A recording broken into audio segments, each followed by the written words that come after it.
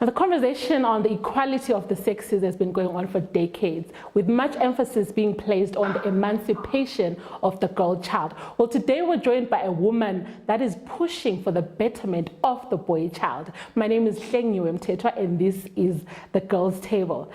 Sinqobizitha Nyathi. Yes. I love your name. Thank you. Thank you so much. Thank you so much for joining us on the Girls' Table today. Thank you for having me. So you said you don't want this, but I'm going to ask you. Tell us ukuthi uSinqobizitha. Because when you ask me ukuthi uSinqobizitha, what ufuna ukwazini? You want to know who I am as a person? Do you want to know my achievements? Do you want to know where I come from? Do you want to know who I am in relation to what I do? What we're talking about. What I mean? Okay, what do you want us to know? Well, I would like you to know that I'm a mother of 2 boys. Right. That's very important because it's related to what we're going to speak about today. Yeah. I also would want you to know that I'm passionate about development, not only of the boy child, even of the girl child. And how I got here today, working with the girl child. Yes, so we got here. This single is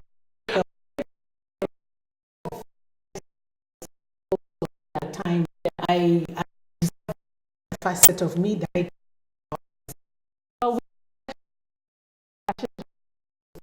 because for time we neglect, like we think they have it covered, so it's concentrated which is okay, but I love that you said, you know what, I also need direction. So tell us about the history and the background of the BetterMan Foundation, what it is and the work that you do. Okay.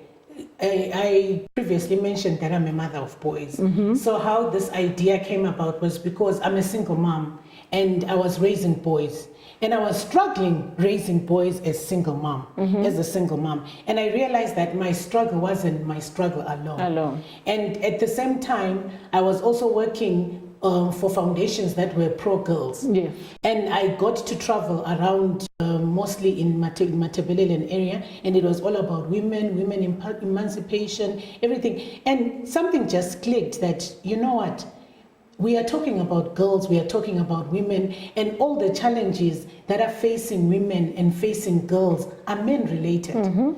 Gender-based violence, the inequality in schools, anything that affects a girl child marriages. Yes, it's related to a man. But we are answering this cry and this challenge wrongly because we're emancipating the girl child instead of maybe taking a look at who is the perpetrator, who is the policy maker, who is the leader, who is making these rules, who's making these challenges come to be, and what can we do about it? So it's a matter of attempting to change the narrative and look at it from a different perspective. Angle. Like I always say to most people who ask me, why the boy child? I'm saying, I feel maybe even in dealing with the girl child, we are answering a root and we're answering a leaf issue, not a root. You are seeing this manifestation on the leaf, on the surface, but there's a root underneath. There's a root problem. So why don't we go to the root and find out, so this perpetrator, what's his problem? What are the challenges that they're facing? Why are they the people that they are? Is there anything about it? And so what organization is that we seek to equip the boy child in every facet of their lives. We seek to equip them socially, mentally, financially, in every way that we can. To say, can you be better men? Can you, because if literally, yes, can you be better? Exactly, literally, can you be better men? And you find that, you know what, they have no role models. They are growing up in childhood. They are growing up in single moms' homes, and there's no father figure. There's no leadership. There's nowhere where they are learning how to be men. And then we have these expectations of a boy child. We want them to be provider. We want them to be a lover. We want them to be all that we expect them to be because it's expected of society. They expect the men to head the home. They expect the men to be the priest of the home. They expect the boy to provide, to be the gentleman, to open car doors for you, to pay the bill in a restaurant, to do all this. But are they equipped to meet those demands that we're making of them? They are not. They're not. You know, I, as you were speaking, I had a picture in my head of this woman that's emancipated, empowered, and whatever. And then she's going to meet this broken person. So her development and emancipation doesn't work because it's being met by a broken person. And that's exactly what's happening now. That's exactly. So you're out there being eloquent, but it's yeah, you are emancipating this girl child. You are giving her scholarships. She's traveling all over the world. She's getting the best education. She comes back home to marry what? A taxi driver. And they cannot reason on the same level. Yeah. You see? And you find now there's less scholarships for the boys. All the scholarships, they're all girl-oriented. They've got something to do with the girl child because it's global. The whole world is crying for women, gender, equality, gender. And I'm thinking, okay, how did this come about? Because we might need to actually go back. How did this gender issue come about? It came about because women were feeling left out. They were feeling oppressed. It came about because they were feeling that they were not given a fair chance in the workplace. But I also think what gender means, gender equality means here in Africa and what it means abroad is different. Two different things. So we might actually even need to talk about that because you cannot talk about gender equality without putting religion and culture into it. You'd have lost the plot altogether. All right, let's speak about men for a little bit. Let's speak about patriarchy for a little bit. Now we see the need to teach men, you know, what you were talking about, how to be providers, how to be emotionally intelligent, because people are out here showing us flames. Are you saying they've never known how to be better men? Or are you saying they knew and then there was like a breakdown in the cycle and now they need to be reoriented? Or are you saying we've just always been dealing with broken people from the word go? Because I feel like if they had always been woke, then there wouldn't have been the oppression of women and the marginalization and them trampling upon women. I don't know whether my question makes sense. Okay. What's happened is that the global village, the world is now a global village and it's very dynamic. We are mixing different cultures now. People are immigrating, moving from one place to the other. In Zimbabwe in particular, we've had our brothers and sisters who've moved from here to South Africa and come back home. Some have moved to UK, Australia. So when they come back home, they're bringing a different culture with them. When they go, they go with the culture from Zimbabwe, from Mtetwa, from Bulawayo, from the Ndebele Shona culture, and they're meeting something different. And when they get there, they adapt.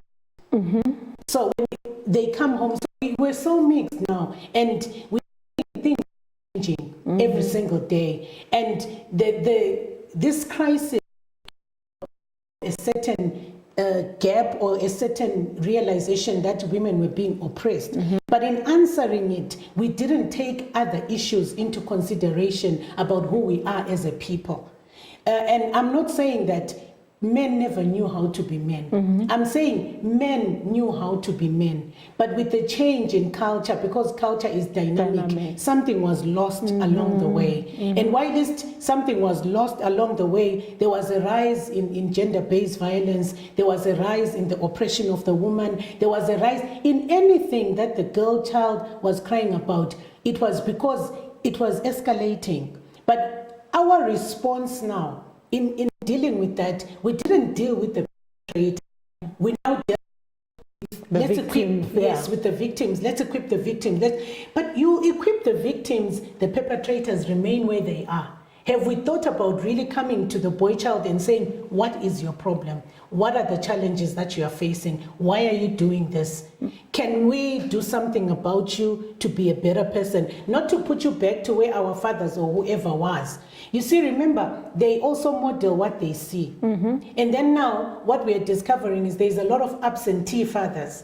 So there's nothing to model. They model TV. They model what they see in Europe. They model what they see in South Africa. And sometimes it's just merely TV. And it's not reality. It's what they see on screen. So it's a whole issue that needs to be looked at in a different All right. angle. So just to set the record straight, because I had a conversation a while back with a young lady that felt like girl empowerment movements were overrated. Like, we're tired. Says this really. Are you also saying girl child movements are overrated? Or are we saying let's put as much effort on the boy as we do on the girl? Where do you stand? I don't feel that girl empowerment movement is overrated. I feel the response is not holistic. The response to the girl challenges must look at boys as well. Because like I'm saying, we need each other. Boys need girls, girls need boys. So we need each other. So in dealing with girls only, we are only answering half the problem. And we run a risk and a danger of not actually achieving the objective of the emancipation of women. Also, I feel girls or women themselves don't actually understand what the emancipation of a woman means. Just as much as men don't understand what the emancipation of women means. Because it's now upside down, and people really need to sit down so that you can come to an understanding. What I feel is that men must know we are not fighting them, and the women must know themselves that we are not fighting men. We need to find a way to live together harmoniously, to coexist harmoniously, also understanding and respecting each other's different roles as male and female. Do you agree, though, that there is an imbalance when it comes to the access to opportunities between girls and boys, men and women? I'm talking education, I'm talking healthcare, I'm talking workplaces. Do you agree that there is an imbalance between the access to opportunities, favoring more often than not the boys? Yes, I agree. Like I've said to you, that we are not fighting each other. So I agree that there's an imbalance, but I think our response to the imbalance is causing more harm than good. Because now, with the generation that's growing now, you'll find that there's now more girls in the marketplace, there's now more girls having access to scholarships, and the boys are left out in the cold. Particularly, I cannot speak mainly maybe for our other side, but in Matabeleland region, it's happening. You find girls are getting scholarships. There is more access to education for the girl child. So I'm asking, what happens to them when they've graduated? They come back and they come back to their peers that they learned with, and they're not on the same level. They're not on the same level of understanding. They're not on the same level of looking, their worldview is different. So are we not doing more harm than good? If we're going to make available those scholarships for the girl child, let's make them available also for the boy child. Yes. Okay, so maybe we need to demystify and we need to shed light briefly, in layman's terms, on some issues, because I love that you say sometimes as women we don't know what women empowerment is. Yes. And sometimes men don't understand what women empowerment is, which is why there's all this and it feels like it's a fight. Yeah. So I want you to break it down as a person that's had access to both girls and now with boys. Yes. And you have a view of both angles. What's the understanding of women empowerment that you want our viewers to have, which you think is healthy and will help genders move in the right direction and coexist, as you were saying? Okay, first and foremost, maybe let me take it from a boy's perspective, because when we go to schools, we have talks, and when we have the meetings, we have them with boys. And one of the questions that we've asked them is, what do they term a man? And always the issue of gender equality, always come up, and the understanding of 50-50, and so there is a confusion with the boy child on who a boy is because of the emancipation of a woman. They don't know now, because I'll tell you one thing, boys don't know whether when they ask a girl out, should they pay the bill? Because sisters are out here saying we can pay. Yes, because the we girls don't are want saying, to pay. Yes. The girls are saying 50-50. Yeah. So now they're asking, okay, but these girls are saying 50-50. But they still want us to open the card for them. They still want us to be a gentleman. They still want us to pay the bills. They still, so it now causes confusion. A lot of confusion, yeah. So my personal understanding of the emancipation of women was, could you give the girls equal opportunities in the workplace? Could you give the girls equal opportunities at school? Yes. Why? Because in the past, when girls and boys were growing up, our fathers preferred to send the boys to school. And they preferred to send the girl children to marry them off at a young age. So boys were getting educated and girls were remaining at home. And all that were expected of the girl children were they have to be married off to a man with a lot of cattle. That's why you found child marriages, and you found that girls would get married to men that they don't love, men who are as old as their fathers, because the men had cattle. And because this girl's father also wants, it's still happening, by the way, in Africa, in a lot of African countries. This man has a lot of cattle, owes this old man, and he's rich, so he's going to marry this girl. So what then was happening is these boys would go to school. They would have access to education, access to loans, access to everything. They would, and then because of, depending on how they were brought up, this is where domestic violence stems from, because the girl is not equipped in anything at all. She's taken the husband's name, she's looked after the children, she's stayed at home. This man decides he wants to live with another woman, probably who's educated as him. He'll leave the children, he'll leave the family. She's left unequipped, uneducated, with no money, with the children. This was sort of a move by women, a tajamuka move. Tajamuka, also we are tired of being treated like this. So in answering that, then it then began like the women were saying, we want to go 50-50 with men, which I don't think that is what the women are saying. We didn't say that. Yes, we want the men to still play their leadership roles, play their everything role, but to also understand that in God's eyes we were created to be the same, with different roles. Being the same is not saying I'm a man, because look, I'm not a man. I'm a woman. I've got a womb. I carry a baby 9 months. I can do some things that a man can't do, and a man can do some things that I can't do. So we have different roles. So in that confusion, that's where you find, even in the workplace, 2 electricians, male and female. The boy has to climb up there to do something up there in the tower light. You see, he's working with a girl. Obviously, if he's been brought up well, being a man, he will want to go climb the tower light, and maybe the girl stands down there. And then the boys now begin to ask, why can't she? Do you understand what I mean? So I think we have to celebrate our uniqueness and our different roles, and the fact that when it's said that as women we're the weaker vessel, it doesn't mean that we're weak mentally. It means we're weaker in the body, the way that we are formed. That's why you find in other jobs, you will not find women there. In other jobs, you'll find them mostly masculine and not feminine. So if we understand our roles and we will live happily. And then now seeing that, okay, a boy child is like this, a girl child is like this. Celebrate uniqueness. Bring out the best out of the boy child. Don't leave him behind. Don't emancipate the girl child and leave this intimidated little boy inside, trying to find his way. Because he also has issues that he's dealing with as a man. But nobody cares. Everybody's expecting perfection from him. He has no role model.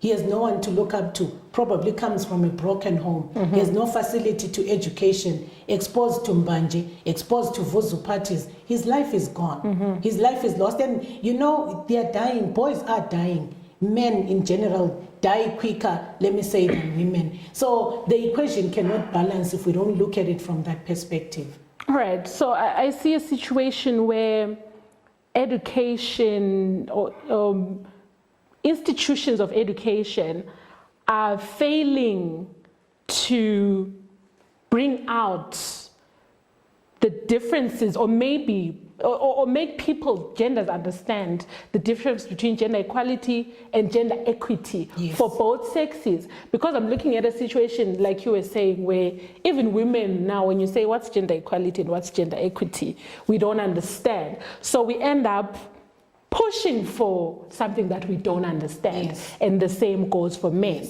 So who are we blaming for this communication breakdown and for this failure to make the genders understand what this equality, what this equity, what this emancipation is in actuality? Well, if I were asked who has the responsibility of making this clear, I think it begins in the home, in the schools, but mostly in the home, because as a mom, if as a mother and a father, let's say there's a mother and a father in the picture, or as mothers, when we're bringing up our children, we're the ones who spend most of the time with the children. When I've got a girl child and I've got a boy child, how do I treat them? What do I tell them? How do I tell the boy to treat his sister? How do I tell the girl to treat her brother? So in bringing up these children and making them understand their identity, who they are, their uniqueness, and how much their uniqueness makes them special, it will bring out that balance in saying, I'm a girl, I can be treated well. Being treated well does not mean I need to depend on a man. It means I can think for myself, I can work for myself. But when I'm now in a setup where it's in the home and it's in the marriage, the man takes the leadership role, I take the support role. When we make them understand this from an early age, while it's like that in the home, it will not be the same in the workplace. I will respect my peer as a man in the fact that he's stronger, because he's a man. He's stronger in his body more than I am. So there are some things that he can do that I can't do. There are some things that I can do as a female that he cannot do. But we are still equal. We will earn the same salary because we are doing the same job. We went to the same school and to attain the same degree. So that is equity. What I described in the home is equality. So equity, we are dealing with fairness. We are dealing with fairness where you find in the United Kingdom right now, there's a big cry because with women, there's a salary gap between male and female. You find a man is doing the same job and a woman is doing the same job, but the man is earning more. It's there. It's not just in the United Kingdom, even in America, because they will cite that, hey, you go to maternity leave, you go. There's a lot of reasons that they are citing for that salary gap. So now we are saying that is unfair because we are doing the same job, and even though as we are different genders, we must be paid the same way. Now we are talking of equity, which is applicable in the workplace. That's fairness. When we come in a home and community setup, I don't expect to be equal to my husband because he's the head of the home, he's my leader. I look up to him. If we misunderstand those roles and where they apply, this is where the confusion and the conflict comes from. Because then if we go to the restaurant, he also wants me to pay. The bill for the rent will come, he'll tell me to pay. The children's school fees, he'll tell me to pay. Whilst I'm crying, foul, you don't have a womb. You don't carry a baby 9 months, so we must embrace our roles. I have a different role from him. He has a different role from me.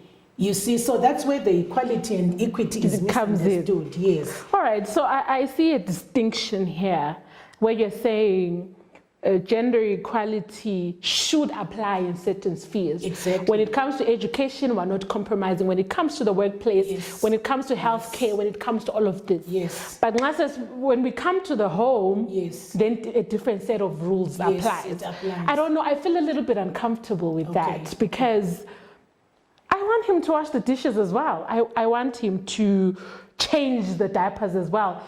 Is it wrong? Because I think that's where a lot of the conflict comes in. That's where all of it, because Hlengiwe is out here like, Kanti, help me.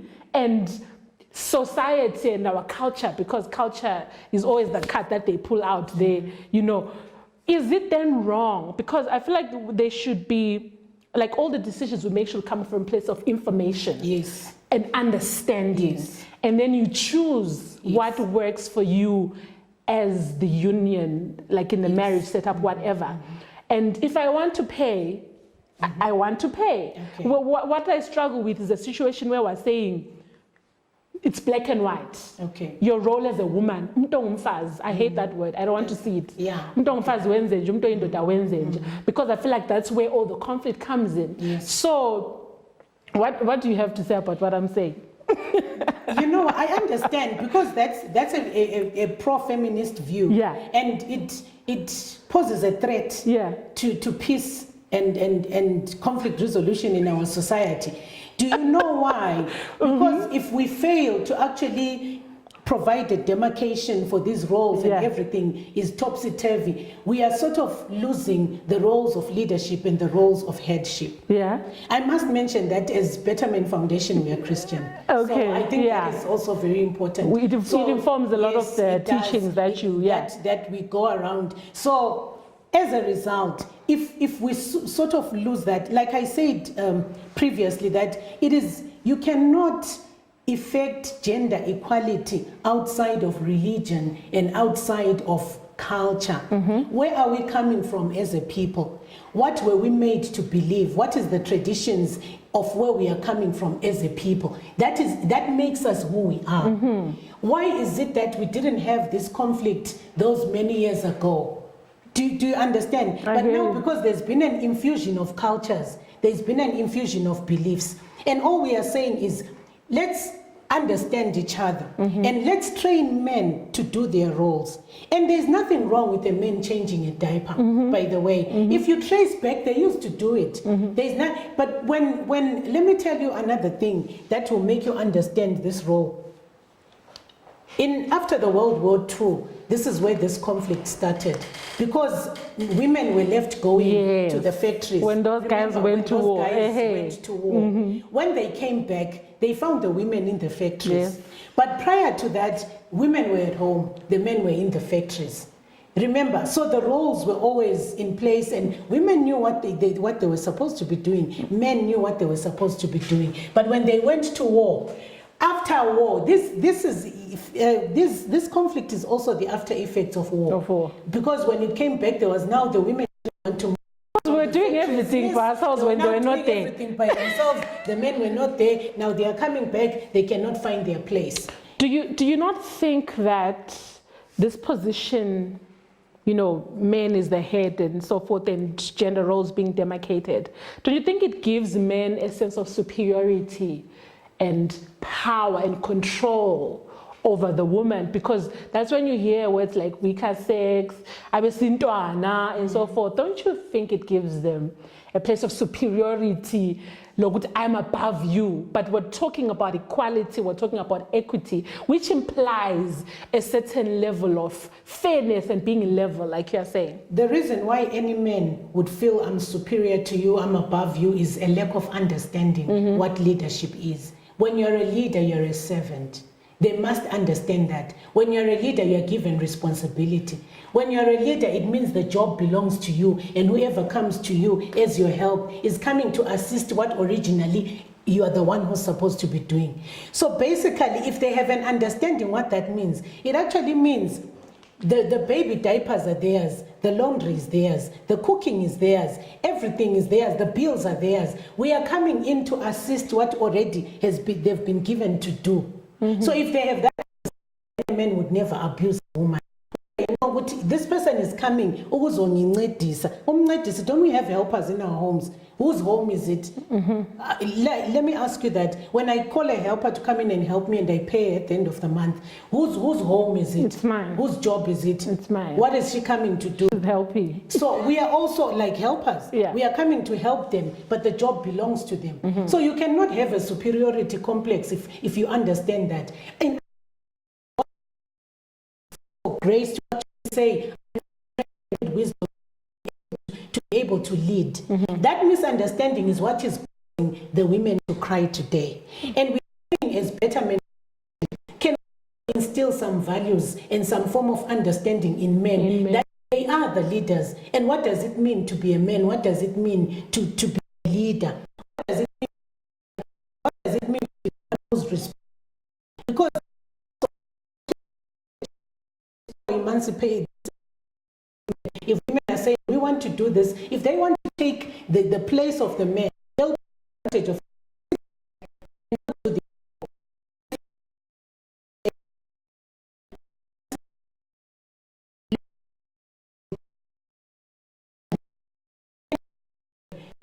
with the boy, because okay, he'll be able to provide for the home, but he cannot change.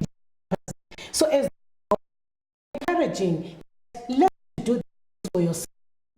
If you can wash your own underwear as a young boy, make your own bed yourself. When you are marrying, you are not marrying a maid, and you are not looking for a maid, but you are looking for a friend, you are looking for a help.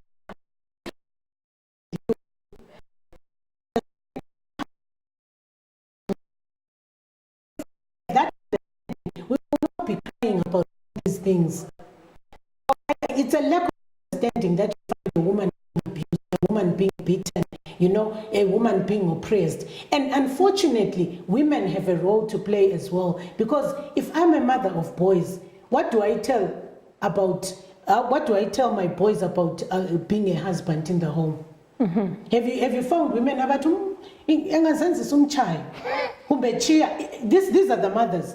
You are a mother and you are raising a boy child. What are you telling her? What are you teaching her? To treat another female. So we have a role as women to play, not only in raising these boys, but remember, we've also been wives. So if you are going to desire to be treated equally, also teach your boys well as you raise them, and be careful on how you raise them, even as you raise girls and boys in the same home. Yeah. So one of the United Nations Sustainable Development Goals is to achieve gender equality by 2030. Where do you think we are as a country, as a society? How far? Maybe let's quantify it on a scale of 1 to 10. Where are we in terms of reaching gender equality as a country and as a society? I think we are very far. And for me, I think it's very sad that this is a United Nations goal, because I think it doesn't take into account who we are as an African people. I will go back to that. It doesn't take into account our belief system. Once you want to effect change in a group of people without taking account of their religion, their culture, their belief systems, their values, that is flawed. They're doing it from their perspective, not from our perspective. That's why I'm saying the narrative is different in Africa, and as it is in Europe. What they see, what we see is different. The way we view it here and the way they view it there is different. But if we're going to go their route, then we are admitting that we are putting aside our culture, the way we were raised, our belief systems, our traditions. We are following that. And if that's the choice that we are making, then we're very far. And remember, if this is the choice that we're making, it means we have to be uniform about it everywhere. We have to be uniform about it everywhere. I don't know if our men want that, and I don't know if our women really want that. So that one is very far. There's been steps that have been made, but we are very far from achieving that. And I don't think in Africa and in Zimbabwe in particular, that goal will be achieved by 2030. No, we must first unpack and understand what actually the meaning of gender equality is. For us. Yes, for us. And how applicable and relevant is it in our societies as a Zimbabwean people, as an African people, from the context of where we are coming from. What do we mean by gender equality? Is it being imposed on us, or are we in agreement with it? Okay. So, what do you think needs to happen as you speak to our viewers right now? What do you think needs to happen to help us on the path towards the development of both sexes and maybe the achievement of gender equality for us specifically? I think, well, look, whatever needs to happen has to do with a lot of issues politically in our nation, economically, because now the cry of the boy child as we go around also has a lot to do with the political and economic situation. So if tables were turned and our political state and economic state were in a better phase, I don't know if what they are crying about would be a different cry. So we don't know about that. So holding other factors constant, and if everything were a fair ground, what would we do with the boy child that we are doing with the girl child, which is what we are attempting to do now. If we are saying we want the boy child to be fully equipped, could we possibly look at whether this boy child, this perpetrator, is fully equipped? Remember, even the issues that concern gender-based violence or other issues of oppression of women also start in the mind of a boy child. As they grow, what are they seeing? What are they being exposed to? What are they being told? Because that makes the men. And once that makes the men, and what, let me mention also that the highest suicide rates, male versus female, is male. Why? So we've got a deeper problem than what we think. And by looking at the girl child alone, we're probably not answering the equation fully. So maybe we need to take more time and also give some time to the boy child and raise a boy child who's confident, who knows the role of a man, who knows what it means to be a man, and give him equal opportunities to go to school. And he also needs to be emancipated. And I want to particularly speak to parents in the home, and particularly mothers. How are we bringing up our boy children? What are we telling them about being a man? What are we telling them about treating the opposite sex? Because that is where it begins, before this child goes to preschool, before this boy goes to university or any other school. What are you telling that boy about being a man and treatment of the opposite sex? That's very crucial and that's very important, because in those formation years and as they grow old, they model what they were seeing in the home. So that's very, very important. As mothers, as girls, we also have a role to play in raising a better man. Yes. I wish we had all day to delve into the issues relating to, you know, the equality of the sexes and so forth. But let me just say, I really appreciate the work that you're doing when it comes to teaching our boys and our men. And it's so unfortunate. You work with young boys only? No, when we say better men, it deals with male. Please deal with all of them. We're here tired. We're here tired. Deal with all of them. So mostly for now, we've really been concentrating on high schools and university students. But the whole vision focuses on dealing with male. And we're hoping to have role models, people that boys look up to in society, that can mentor these young men even as they grow up, and give them the proper definition of what it means to be a man and what it means to be a better man. Thank you so much, Ngo, for joining us. I had a really good time. My pleasure. So that was Sinqobizitha Nyathi, representing the BetterMan Foundation, talking about the importance of developing not only the girl child but also the boy child. And that is it for this week's Girls Table. I'm out.